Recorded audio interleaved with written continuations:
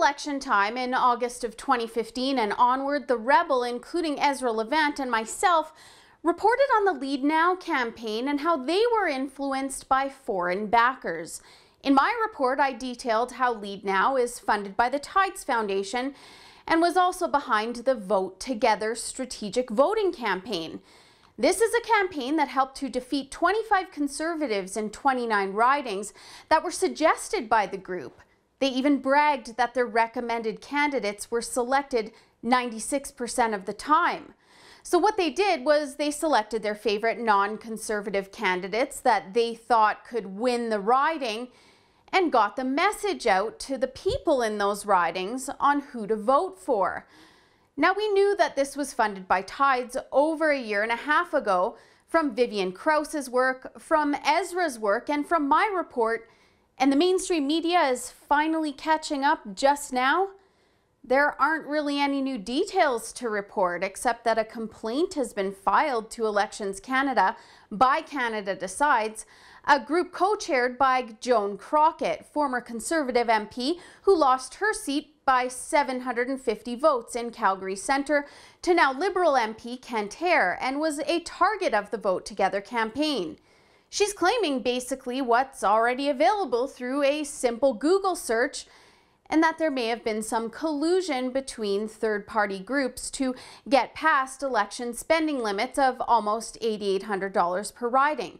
We already knew that Lead Now was funded by the U.S. Krause unveiled it in a letter she found in a Google search almost 4 years ago now. And they didn't even deny receiving international funds to Ezra, who they told that 20% of their donations come from partnerships on joint campaigns in this tweet. They didn't even deny it to me in this tweet from August of 2015, except here only 75% of their money comes from Canadians. Actually, that tweet was from before I even started reporting at the Rebel. That's how old this story is. So why is the mainstream media just reporting on this now when this information was out there for years for anyone to find with a simple Google search? Well, for one, Tides is Liberal and NDP friendly. They fund campaigns against the Canadian oil and gas industry, which are in line with the goals of progressives. So why would the media bother reporting something negative about their favorites? And for two, the election is over and the Liberals have a safe majority now. Remember the Duffy trial? He's the senator who was embroiled in a so-called expense scandal where he was acquitted of each and every one of his 31 charges. Of course, because the Prime Minister's office under Harper was involved and the court proceedings took place during an election, the media, including the CBC, who were promised billions by Justin Trudeau on the election trail, obsessively reported on the case. But as soon as the election was over and the Liberals had won, all of the reporters disappeared. Imagine if this foreign-funded Vote Together campaign targeted Liberals or NDP candidates. We wouldn't hear the end of it from the mainstream, even though foreign influence and collusion between third parties to evade funding limits is actually against Election Canada's rules. I guess even Yves Cote, Commissioner for Elections Canada, says that it's important to make sure there's compliance. As long as you receive that money 6 months plus a day before the election, you can receive unlimited amounts of foreign money from any source around the world to use in an election. Sorry.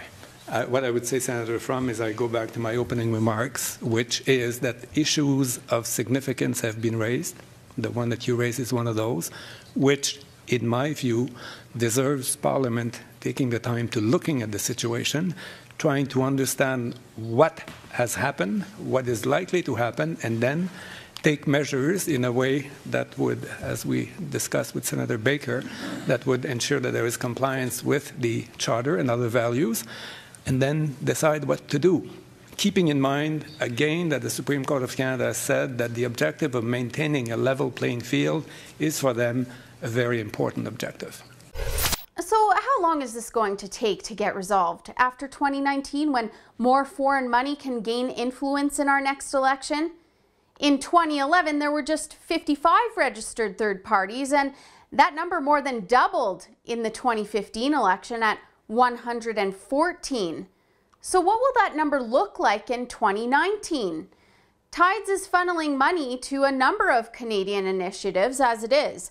Just from this grantee list in 2015 alone, they funneled around $1.5 million into Canadian causes. But Tides isn't really a news story because it doesn't involve a Tory. You know the old adage, not a Tory, not a story.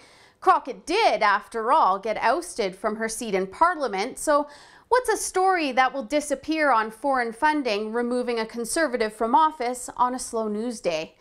It's taken this long for the media to report on this, so I think it's pretty safe to say that this will all go away by next election. For the Rebel.media, I'm Holly Nicholas. Thanks for watching. Make sure you don't forget to hit the subscribe button for our Rebel Canada YouTube channel so that you don't miss out on the other side of the story in Canadian news.